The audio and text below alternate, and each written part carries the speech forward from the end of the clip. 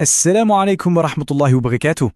On est très heureux de se retrouver pour ce nouvel épisode de la série Cœur Blanc, un projet réalisé par Petit Écho de la Sagesse. Aujourd'hui, on va aborder un sujet qui est, on le sait, souvent mis de côté, mais qui est pourtant une clé essentielle pour la vitalité de notre cœur, le rappel de la mort. On a sûrement tous déjà vécu ça, hein. Quelqu'un mentionne la mort et là, d'un coup, un malaise s'installe. On entend des « Oh, on peut changer de sujet, nous porte pas la poisse ». Mais pourquoi ? Pourquoi cette réaction est si répandue ? C'est vraiment une question de fond. Oui, pourquoi s'énerver quand on nous rappelle ce qui est, en fait, la seule certitude absolue ? Est-ce que le simple fait d'en parler, ça rapproche l'échéance ? C'est ce qu'on va voir ensemble. Il y a une énorme incompréhension qui se cache derrière cette peur. Bon alors, entrons dans le vif du sujet. Il faut absolument qu'on change notre manière de voir les choses. Le rappel de la mort, ce n'est pas du tout une malédiction ou une sorte de condamnation à mort. Non, c'est tout l'inverse. C'est un cadeau, une alerte pleine de bienveillance. Prenons une analogie toute simple pour bien comprendre. Imaginez un étudiant, il a un examen hyper important.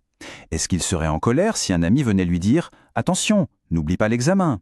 Évidemment que non, il serait reconnaissant même.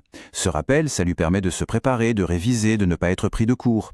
Eh bien, c'est exactement la même chose avec la mort. Ce rappel n'est pas une menace, c'est une aide. Et ça, ce n'est pas une idée sortie de nulle part. C'est une vérité fondamentale. Allah lui-même, dans le Coran, s'adresse directement à son prophète, la meilleure de toutes les créatures, pour lui rappeler cette réalité.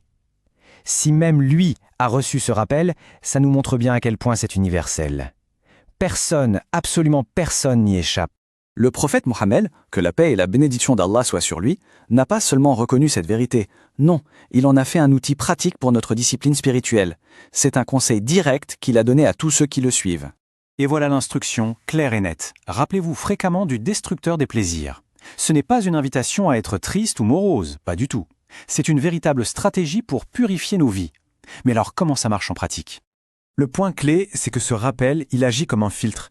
Quand on fait face à une tentation, le souvenir de la mort nous fait nous poser la question, est-ce que ça en vaut vraiment la peine au final ? Face à la paresse pour la prière de l'aube, il nous secoue. Il nous aide à relativiser les problèmes de ce monde et surtout, il nous protège de l'insouciance, de cette illusion que la vie ici-bas est éternelle. Ça peut sembler complètement paradoxal, je sais, mais la certitude de la mort peut en fait nous mener à une transformation spirituelle incroyable et même à un bonheur qu'on n'attendait pas. Regardons un exemple vraiment frappant pour voir comment ça se manifeste. Il y a de nombreux récits qui nous viennent de personnes qui sont dans le couloir de la mort. Des individus qui savent que leur fin est proche, ils en connaissent plus ou moins la date, et ce qui se passe chez beaucoup d'entre eux est juste stupéfiant. À partir du moment où ils savent que leur temps est compté, tout change. Leur vision des choses est radicalement transformée. Chaque seconde, chaque minute devient précieuse. On assiste à des changements incroyables. Des gens qui mémorisent le Coran en entier, qui passent leur nuit à prier, qui cherchent le pardon avec une sincérité qu'ils n'avaient jamais eue. Leur temps limité devient le moment le plus riche et le plus productif de toute leur vie. Et cette parole illustre parfaitement le résultat. C'est le témoignage d'un condamné. Il ne parle ni de peur ni de tristesse, il parle de bonheur. Le bonheur d'avoir enfin compris le sens de sa vie, de s'être préparé et d'être prêt à rencontrer son Créateur. C'est une paix si profonde qu'elle en est presque inimaginable. Cette histoire, aussi poignante soit-elle, ce n'est pas juste l'histoire de quelqu'un d'autre. En réalité, c'est notre histoire à tous. C'est une métaphore de la condition humaine. Nous sommes tous, sans aucune exception, dans cette situation. Ce verset, c'est la sentence qui a été écrite pour chaque être vivant. La seule, unique différence entre nous et ce condamné, c'est que la date de notre exécution, elle, est inconnue.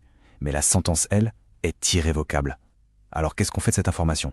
Et c'est là qu'on arrive au message central. Le but n'est surtout pas de vivre dans l'angoisse ou dans la déprime. Non, le but, c'est de se servir de cette certitude pour vivre une vie plus intense, plus vraie, une vie où chaque moment compte vraiment. C'est ça le chemin vers un cœur vivant et vers le bonheur véritable. Alors, concrètement, comment on intègre cette mentalité en notre quotidien ? Voici quelques pistes, quelques étapes pratiques. Quand on prie, il faut prier comme si c'était la toute dernière prière. Quand on jeûne, le faire comme si c'était un jeûne d'adieu. Traiter les gens avec la bienveillance de celui qui s'apprête à partir. Et surtout, ne jamais s'endormir en ayant fait du tort à quelqu'un, mais réparer les choses tout de suite. Chaque action prend alors une profondeur et une sincérité complètement différentes. Au bout du compte, la vraie intelligence, la sagesse ultime, ce n'est pas de faire l'autruche et d'ignorer la mort. C'est tout le contraire. La personne la plus lucide, la plus intelligente, c'est celle qui se souvient le plus souvent de la mort et qui s'y prépare le mieux. C'est cette personne qui gagne vraiment sur tous les plans. La question qui nous est posée à chacun, au fond, c'est celle-ci. Est-ce qu'on va attendre le moment où le voile se lèvera de force, quand il n'y aura plus de marche arrière possible, ou est-ce qu'on choisit de soulever ce voile nous-mêmes dès maintenant grâce au rappel et de commencer enfin à vivre pleinement? Le choix nous appartient. Assalamu alaikum.